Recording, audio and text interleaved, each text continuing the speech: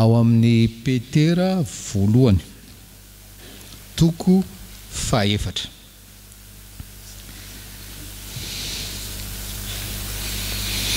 Petera voalohany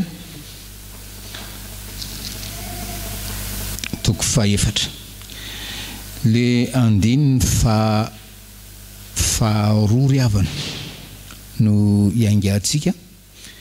Petera voalohany toko fahaefatra andininy faharoa amin'ny anaran'i Jesosy, mba tsy andaninareo ny andro sisa iainanareo amin'ny nofo araka ny filanin'ny olona intsony fa araka ny sitrapon'Andriamanitra. Dia andininy fahadimy, nefa ampamoahany ilay efa vonona hitsara ny velona sy ny maty izy.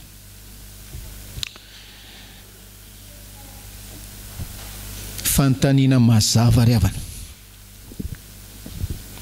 fanontaniana mahitsy apetraky ny tompo amintsika fiangonany amin'izao marain'izao teny hoe ahoana marina no handanianao ny andronao sisa. Eo zany fanontaniana mivantana aminareo ankizy tanora, vantana ho aminay ray aman-dreny, vantana ho amintsika lehilahy ray mpianakaviana zentina mbavaka androany, ahoana no andanianao ny andronao sisa. Petera manomboka mamaly an'izany, ery amin'ilay andininy fahadimy no vakiana tao hoe olaninao ve ny andronao sisa tahaka ny olona mahafantatra mazava fa mbola ampamoahina ianao, mbola ampamoahina ianao. Ahoana no andanianao ny andronao sisa ry havanao.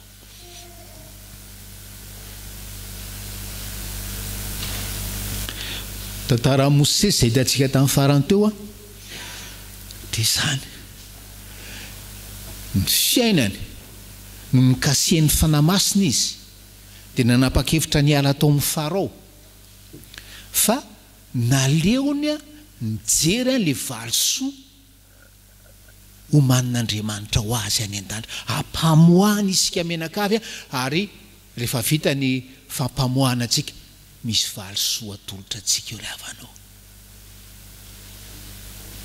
Zay le fanontaniana, ahoana marina no andanianao ny andronao sisa? Olaninao tahaka ny andron'ny olona mpamoahana ve? Olaninao tahaka ny andron'ny olona jery valisoa zay tsy mbola hita maso. Zay ry havanao, zay ny havatra amin'izao marain'izao.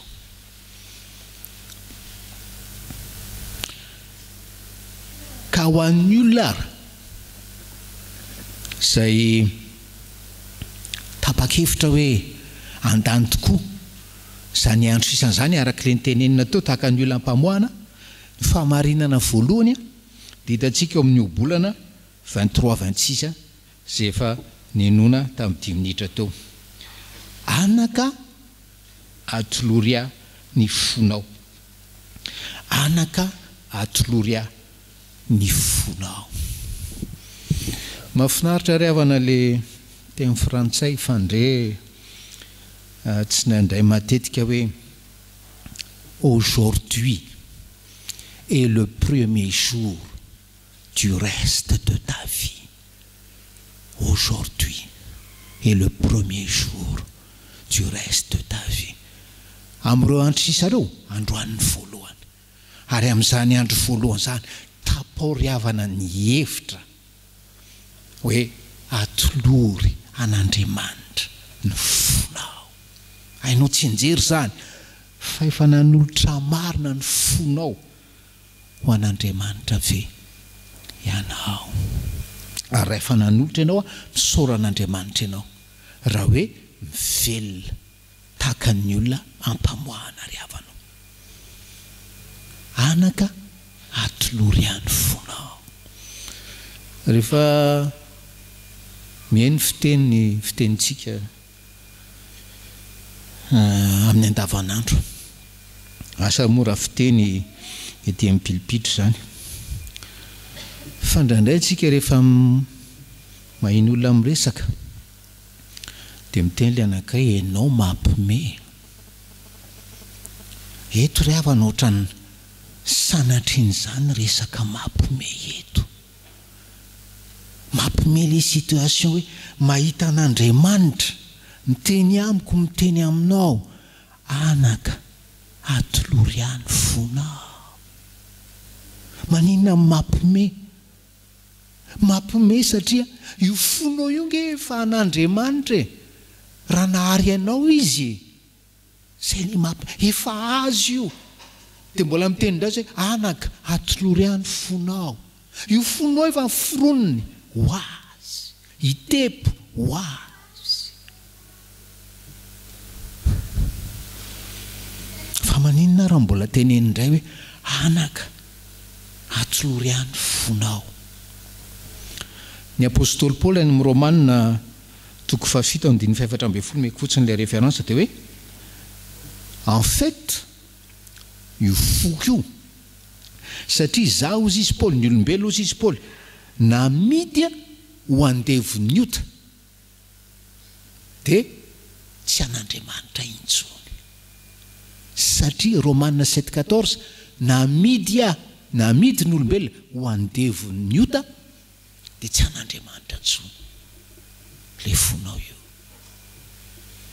Ary zany no itenenany amintsika androany hoe fantaro fa ianao zay efa namidy ho andevon'ny ota no itenenako hoe anaka tsy mitsara anao fa atolory io fonao io, manatona dia atolory io fonao io. Raha te hanolotra aloha tsy manatona hoe tia ny foko ara tompo,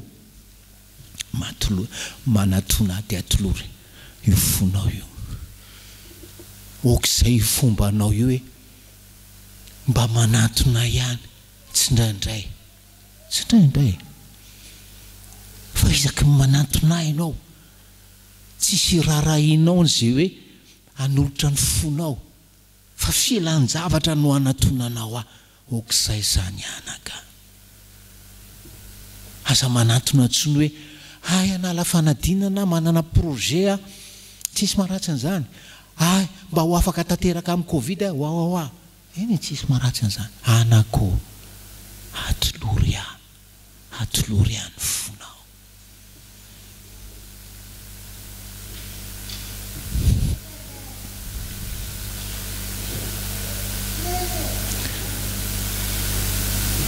Namidy ho andevon'ny ota isika dia zay toetra nahandevo zay no tsy azahoantsika koa manatona raha efa dinihana. Ko andevy ianao fa fatotra ianao fa mariteny mpitiavana ianao, mariteny pahasoavana ianao, ary misy aina, misy hero amin'ny teny io hoe manatona ianao dia atolory io fonao io. Fa zao koa ry avana le problème, fantatro ihany fa hoe te hanatona nefa andevo andevo ny fahotana zay namarotana. Ok, dia fantatro fa andevo ny fahotana dia fantatro loatra ny ao anatin'ny foko. Fantatro ianao koa mahafantatra ny ao anatin'ny fonao. Nefa ny fonao io no tian'Andriamanitra atolotra ao ho azy. Fantatro ny anatin'ny fonao ry havanao. Ao ambadika izao akanjo izao, fantatrao ny ao ambadika ny anatin'ny fonao, dia tsy menao accès Andriamanitra hijery ny ao anatin'ny fonao lalao. Zany no adalabe no adalabe zavatra tedavina dia ho tonga saina ianao hoe miaiky ianao manetry teny. Zay ke le fanetry ny teny hoe tompo fona aminao fa zaty dia mbola ohatran'izao. Zany tsy tiako hitan'Andriamanitra dia sakanako le accès. Fa zany eo hanotra fon'Andriamanitra zany mamoazy mitanadana koa azo anazavana azy tsara zany. tiako ho hitan'Andriamanitra lay foko mangatsiaka ho azy. Zany sika ry havanao.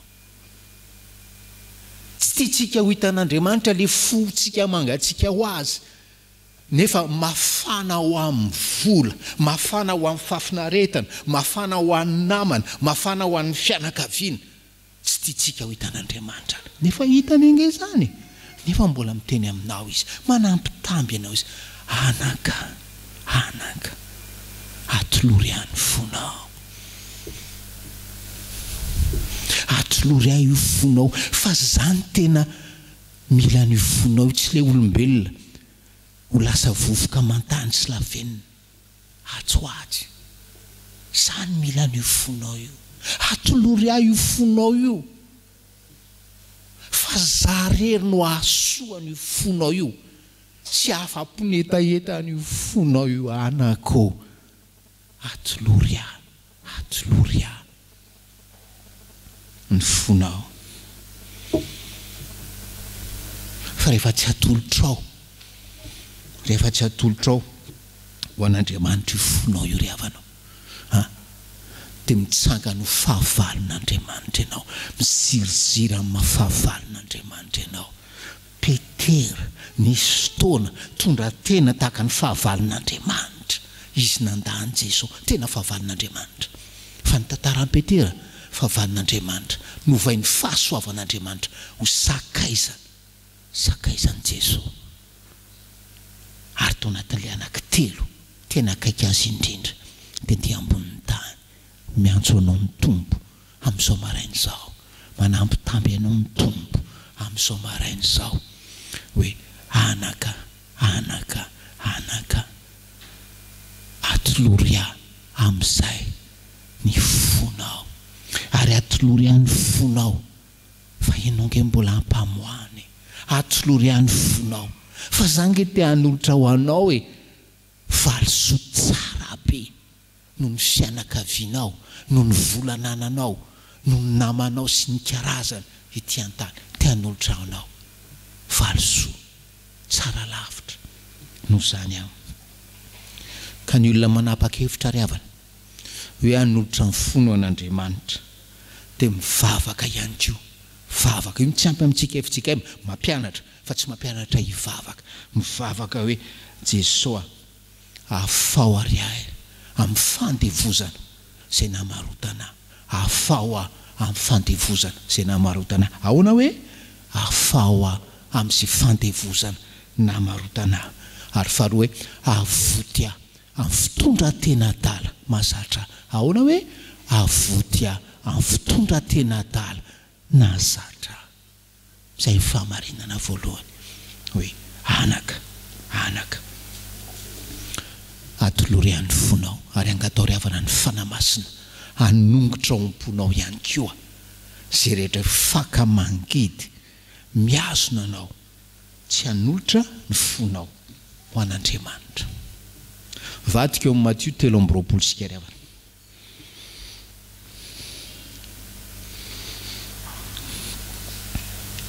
Fahamarinana voalohany dia hoe anaka, atolory ahy ny fonao. Zany fahendren'ny olona mandany ny androny sisa tahaka ny olona manantena valisoa. Fahamarinana faharoa ry havana dia zao, fahamarinana faharoa dia zao: rehefa tsy atolotra ao an'Andriamanitra ny fonao, dia automatiquement mety tsara velatsy sy tia sehoseho ianao. Rehefa tsy atolotra ao an'Andriamanitra ny fonao, automatiquement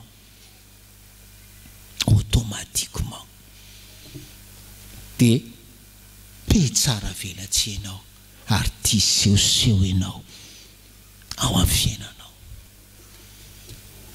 Zany modely ratsy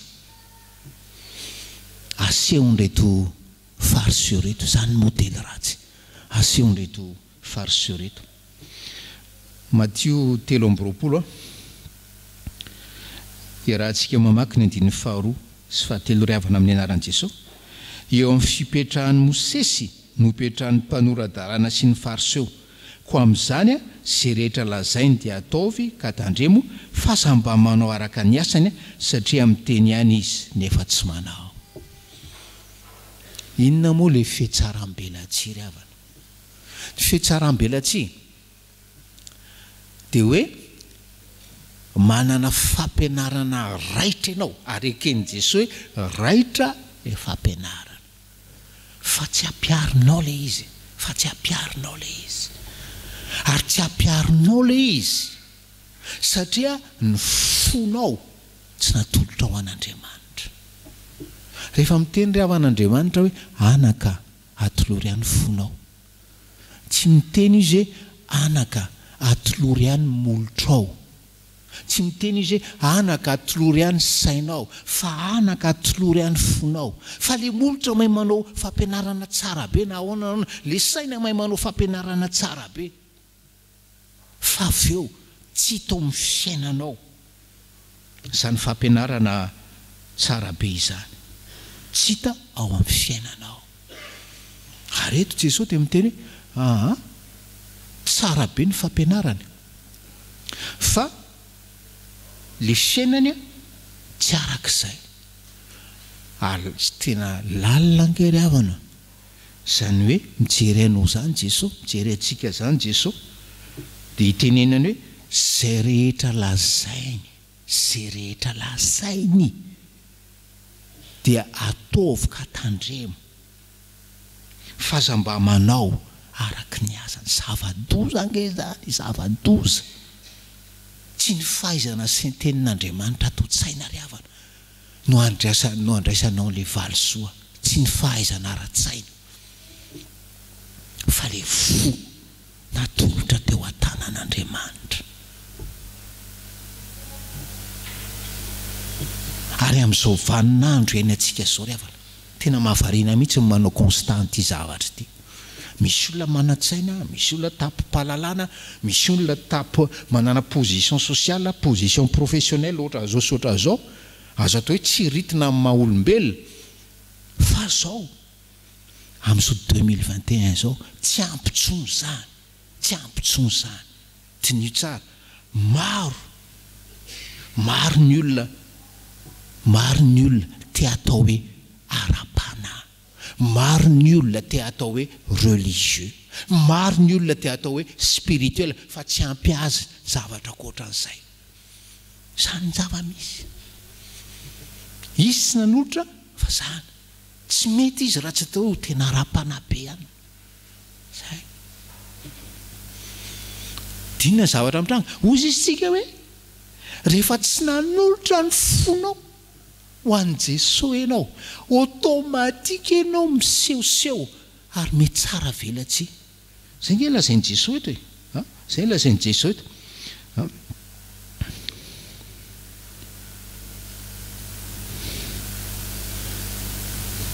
Andiny fadimy, ary ny asany rehetra dia ataony mba ho hitan'ny olona, fa ataony lehibe ny filakterany, ary ataony vaventy somotra viaviny, ataony lehibe ny filakterany.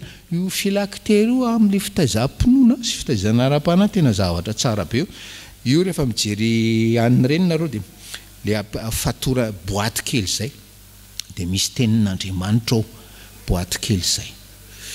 Dia fitaizana an'le jiosy hoe mba hoe ho tsarony, dia fatorany eo le izy boaty kely dia mifatotra mihitsy le izy, mba ho tsarony le jiosy mandrakariva ny tenin'Andriamanitra ry havana. Tsara be zany. Ary koa hoe i-inspire ny zavatra ataony, zany ny anton'le filaktery. Fa araka le nitenenina teo, le fariseo pe tsara velatsia, le fariseo tia soseo, tsy hita amin'ny fiainana zany. Dia ahoana ataony? Le filaktery nataony ngeza be ry havanao. Zay le izy.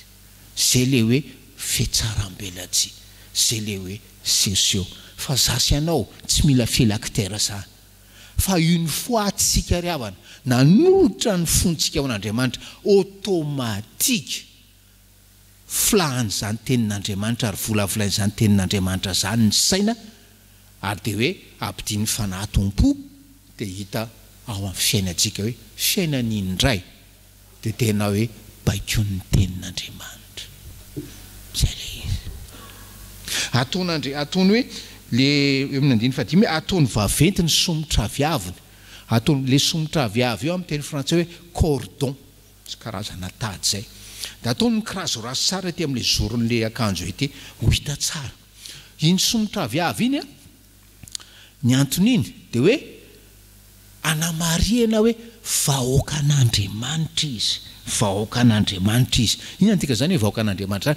Vahoaka nalain'Andriamanitra teo anivon'ny firenena rehetra ary natokany ho azy. Ary satria hoe vahoakan'Andriamanitra dia amin'izay rehetra atao, amin'izay rehetra ale dia mpampatsiahy an'Andriamanitra. Zany ve za, zany ve ianao, zany za sy ianao raha nanolotra an'Andriamanitra ny fontsika ilavanao ary androany no andrasany amiko sy aminao zany. Zay le izy. Fa raha tsy zany dia automatika izay ataonao rehetra aty am-piangonana nge zany resa zany fietsaram-belatsy daholo ary sehoseho daholo. Avy eo izy makeny mitorana voalohany mitady araban'ny olona, mitady félicitation avy amin'ny olona sy ny karazana. Zay rehetra atao dia mba hoe ahitana azy ny havanao. Ampizay hozy izy Petera, raha nanao an'izany ianao, ampizay, tsy manameloka anao izy fa ampizay. Fa lan'io ny andro sisanao tahaka ny hoe andron'olona mahafantatra mazava fampamoahana. Ary efa vita ny fampamoahana, andray amin'ny fifaliana valisoa ary valisoa mandrakizay. Fahamarinana voalohany dia hoe atolory an'Andriamanitra ny fonao. Ny fahamarinana faharoa dia hoe tandremo. Fa rehefa tsy atolotra ao an'Andriamanitra ny fonao, automatiquement mpietsara velatsia ianao ary tia sehoseho sy voninahitra. Ao amin'ny Petera voalohany toko fahaefatra ny fahamarinana fahatelo farany.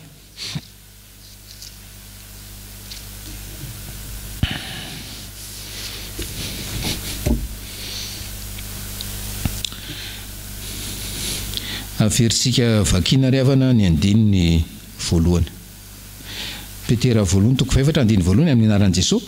Koa satria niaritra tamin'ny nofo Kristy dia alao mba ho fiadinareo koa izany saina izany fa izay niaritra tamin'ny nofo dia efa afaka amin'ny ota. Aloha verina kely fa sarotsarotra le izy. Koa satria niaritra tamin'ny nofo Kristy dia alao mba ho fiadinareo koa izany saina izany fa izay niaritra tamin'ny nofo dia efa afaka amin'ny ota. Le fahamarinana fahatelo dia zao ry havana. Hiatrehanao ny andro sisa iainanao tahaka ny olona ampamoahana, tahaka ny olona manantena valisoa. Hiatrehanao zany andro sisa zany raisoa ny fiadiana, raisoa ny fiadiana, raisoa ny fiadiana. Fiadiana anankiray eto amin'ny Petera voalohany toko fahaefatra. Andao raha veritsika vakina le izy satria sarotsarotra ao izy nefa nitsotra kely ihany rehefa tena dinihana. Minaran'i Jesosy, koa satria niara-niaritra tamin'ny nofo Kristy dia alao mba ho fiadinareo koa zany saina izany fa izay niaritra tamin'ny nofo dia efa afaka amin'ny ota. Inona le fiadiana asaina raisintsika io? Sombona tenin'Andriamanitra ry havana, sombona tenin'Andriamanitra. Dia inona le sombona tenin'Andriamanitra? Manao hoe izay niaritra tamin'ny nofo dia efa afaka amin'ny ota. Izay niaritra tamin'ny nofo dia efa afaka amin'ny ota. Ndao averina hoe zay niaritra tamin'ny nofo dia efa afaka amin'ny ota. Indray mandeha indray hoe zay niaritra tamin'ny nofo dia efa afaka amin'ny ota. Iza amintsika tsy maniry lalina ao am-pony ao hoe mba ho afaka amin'ny ota, mba ho afaka. Iza tsy maniry an'izany? Ary iza tsy maniry an'izany ary mi-expérimenter défaite lalandava, farisena lalandava. Fa eto ry havana, menantsika ilay fiadina, io sombona andiny tsoratra masina hoe zay niaritra tamin'ny nofo dia efa afaka amin'ny ota. Ampahery anao io amin'ny andro sisa iainanao. Sezisy avo, i fikiro, io promesse io, manao hoe teninao Jesosy, tenin'ny soratra masina Jesosy, dia milaza mazava hoe zay niaritra tamin'ny nofo dia efa afaka amin'ny ota. Zay niaritra tamin'ny nofo dia efa afaka amin'ny ota. Ahoana tsara moa zany ary? Sika rehetra ry havana samy manana finoana, ny olombelona rehetra samy manana finoana. Fa rehefa dinihana tsara dia misy karazany roa, raha samy antsoina hoe finoana, misy karazany roa le finoana. Le finoana voalohany dia finoana ny zavatra hita. Finoana ny zavatra hita. Fa le karazana finoana etsonantsika ry havana mba hoe hananantsika dia finoana ny zavatra tsy hita maso. Manahoana ny finoanao? Finoana ny zavatra hita maso hoe ka hifikiranao amin'ny fiainanao zavatra hita maso, fifaliana, ny fafinaretana mandalo, na dia fafinaretana araka lazain'ny Hébreu, fafinaretana miaro fahotana azy. Finoana mino ny zavatra hita maso ve finoanao, sa finoana mino n'izany hoe fampamoahana mbola tsy hita maso sy ny valisoa tsy hita maso zany? Ianao ve le rehefa tenenina mazava ny toriteny pastera, misaotra anao mazava le toriteny, fa tsy vitan'izany ny fiainana. Za mamelombady aman-janako, mbola kely ny zanako, mbola mianatra ny zanako, vola aloha, vola sy fahasalamana aloha. Za mave finoanao, finoana miantehitra, maniry en priorité zavatra hita maso nefa mandalo tahaka izany.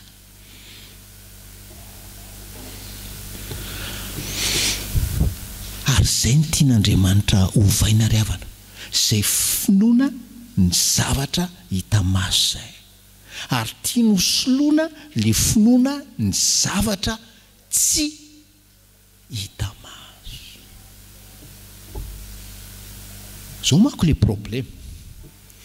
Rehefa mino ny zavatra hita maso ianao, tahaka ny amaron'ny kristianina maro, tahaka ny ataon'ny kristianina maro ry havana, dia mbola hoe naman'izao tontolo zao ihany ianao, naman'izao tontolo zao ihany ianao.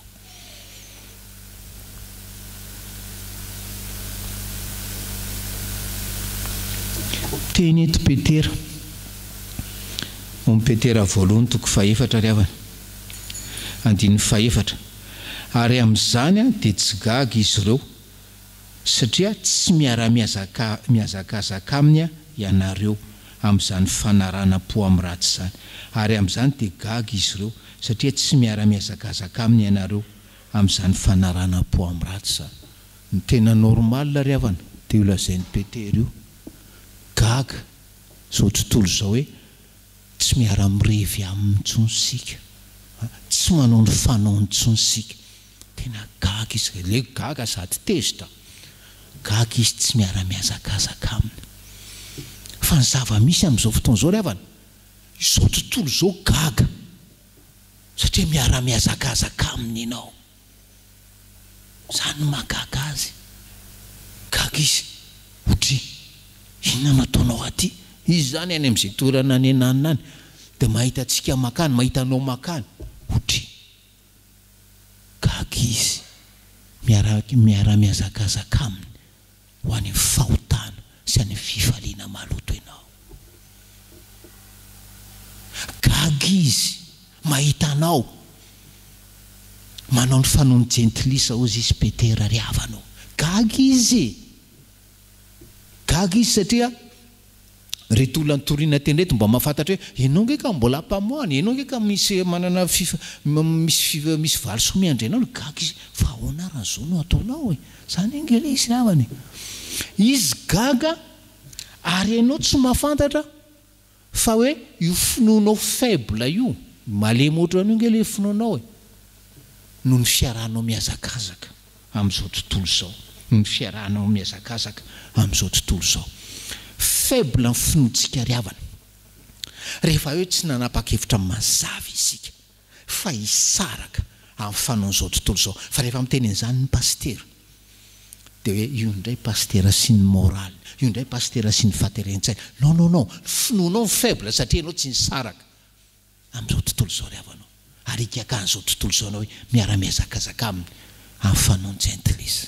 Ary normal be zany satria tsy natolotra ao ho an'Andriamanitra ny finoanao. Zany ke, zany le resaka androany e, zany le resaka androany. Dina mahatonga Petera hiteny hoe le fedina zay niaritra tamin'ny nofo dia efa afaka amin'ny ota, zay niaritra tsy hanota dia efa afaka. Dia jereo kely note kely ery ambany ery hoe zay efa niaritra tamin'ny nofo dia efa afaka tamin'ny ota.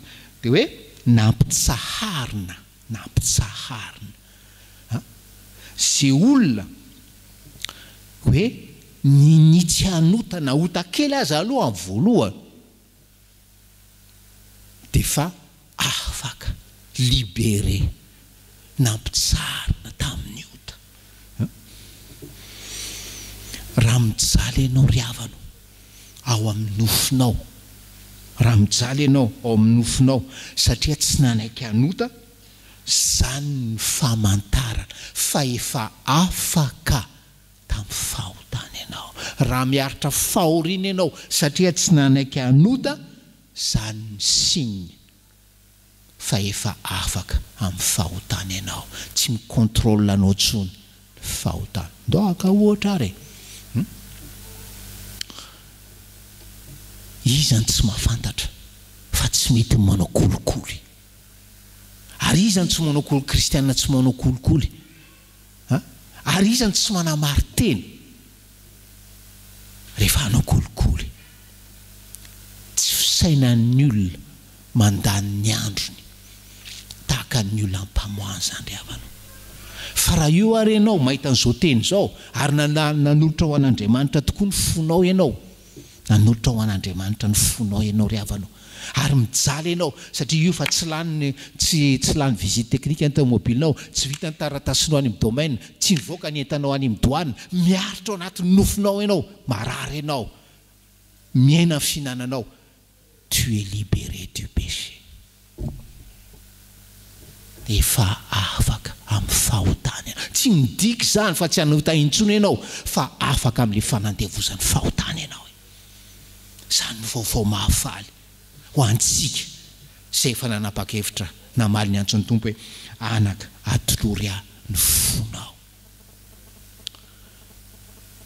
Tsy kontrolen'ny fahotana intsony izy fa kontrolen'Andriamanitra, kontrolen'ny fanamasina fiainany. Zany ny vaovao mahafaly.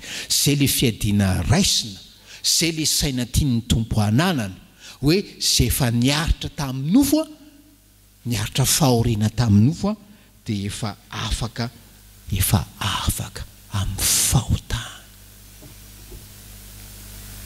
Fa raha tsy narisary niaritra ohatran'izany ianao, niaritra tsara be exemple kolikoly io. Raha tsy na hoe ary mahavariana ary aho misaotra ny tompony amin'ilay mpikambana efa narivony, tokony mihoatra an'izany ary fa mahavariana rehefa manantona olona ianao. évident be le kolokolo fa tsy tokony atao, évident be le chaîne le approche ny chaîne fa tena hoe concret be mihitsy hoe enao tsy anao tsy ana okalo pastera okalo fa maninona ny okalo e so dia sanatria okalon'ny olona tsy mbola nanolotra ny fonao an'Andriamanitra zany, sanatria so dia fa okalon'ny olona zay tsy mahazaka miaritra ao amin'ny nofo ary tsy misy vidiny amin'izany hoe ambara avy any an-danitra fa efa afaka amin'ny fahotana ianao. Zany ve ny fiainanao? Zany ve nidiranao teto? Dia zany ve mbola ivoahanao avy eto ry havana malalo mitombo? Zany le izy. Fa rehefa afaka amin'ny ota ianao, tsy contrôler ny fahotana intsony ny fiainanao fa contrôler n'Andriamanitra. Ary rehefa contrôler n'Andriamanitra ry havanao ny fiainanao dia réalité aminao, zany hoe tsy makany le nitenen'i Petera tao, tsy makany fijejijejona intsony ianao. Le fijejijejona tsy le coquetterie manko, fa le jejijejona le dérèglement ny fiainana, tsy makany amin'le fanirian-dratsy intsony ianao. Tsy makany filalaovan-dratsy intsony ianao, tsy makany fisotoka intsony ianao sy ny fimamoana. Tsy manana filalaovan-dratsy, le filalaovan-dratsy le hoe orgie, le fomba fiaina veta, fomba fanaovana firaisana veta. Fa rehefa hoe tsy miaritra tamin'ny nofo ianao ry havanao, any ianao automatika any inge ianao e, tsy mitsiny ianao fa any ianao e. Ary very le valisoa. Ary ahoana no andaninao ny andronao sisa? Miraisa saina amin'ny Kristy, raiso ny fiadiana. Dia le teny fanampanantenany hoe sy miaritra amin'ny nofo dia efa afaka amin'ny ota. Tompo ry havanao, tompo amenanao amin'ny fanamasina, satria itsika tsy anjely hoe ahazo hery ianareo amilatsahany fanamasina aminareo, mba hanomboantsika miaritra amin'izay faran'izay kely aloha, mba expérimenter antsika victoire faran'izay kely aloha. Dia ny tompo ampitombo an'izany isan'andro, satria exercice quotidien zany, fa tsy hoe androany 20 juin tena manapa-kevitra, exercice quotidien zany. Ry havanao, atolory an'Andriamanitra ny fonao, fa izy no mitady azy indrindra ary tena tia azy indrindra. Atolory an'Andriamanitra ny fonao, fa izy no amaly ny etaetany indrindra. Ary amin'izay dia hanana finoana ianao hamaritra ny andronao sisa tahaka ny fiainan'ny olona, izay tena hoe réalité ho azy ny zavatra invisible, dia le valisoa homanina ho soanao any an-danitra. Amen.